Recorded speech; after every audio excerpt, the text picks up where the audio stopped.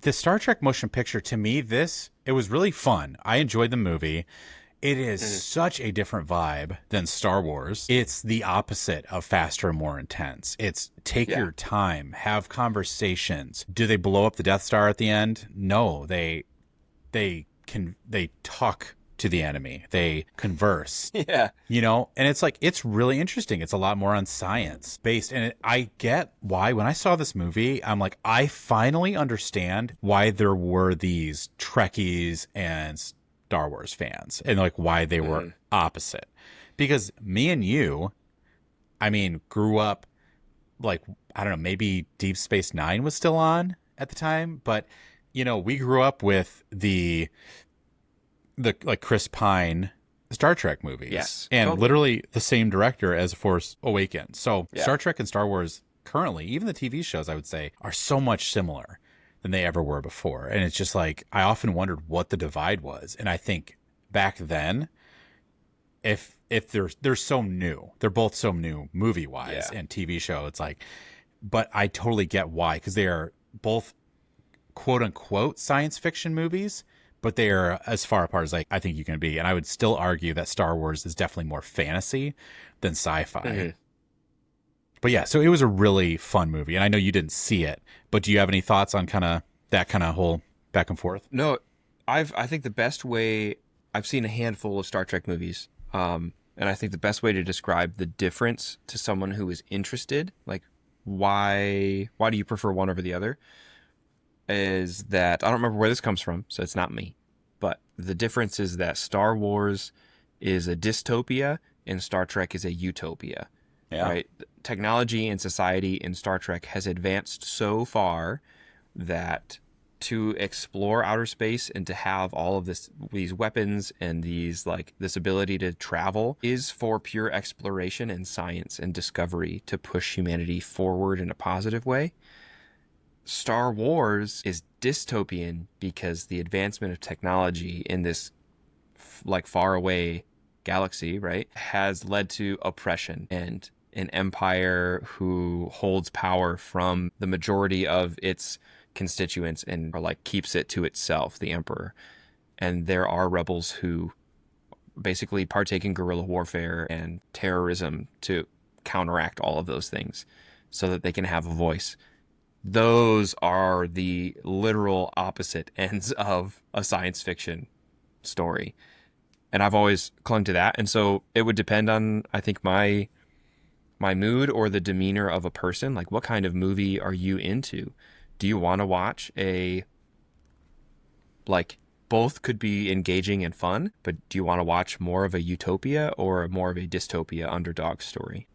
Yeah, that's a great way of putting it. I definitely see that too. We talk about Star Wars is the lived in, broken down universe. It's rusty, and then it's kind of melded too, because I think, man, especially when you get to Attack of the Clones, which is before the rise of the Empire, Kamino is such a Star Trek planet. Yes, yeah, absolutely. And it's which I think is kind of cool. I mean, George Lucas and Gene Roddenberry, the creator of Star Wars and Star Trek, were they were what do you call that? I almost said co-eds. Pen pals?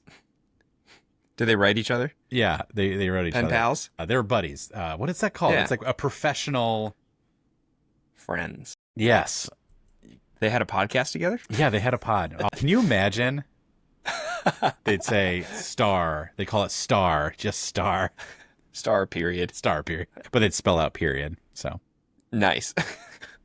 Yeah, and it was a fun movie. I highly recommend going through this movie too. That terrific. I think you would have fun. I know you said you had seen a couple of them, but just slowly go through all the Star Trek movies, because I think it's worth your time.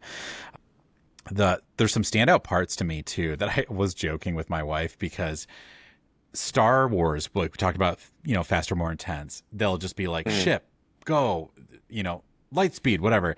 This has the longest gratuitous shot of the Star Trek Enterprise, their main ship. It takes forever. It's just Kirk just looking at his ship, and they're basically kind of flying by to go in the cockpit, and the theme's going, and it feels to me like it's 10 minutes of just Kirk being wow, yeah, look at that. It's just feels a little lustful, to be honest. It feels like we're getting a little dirty.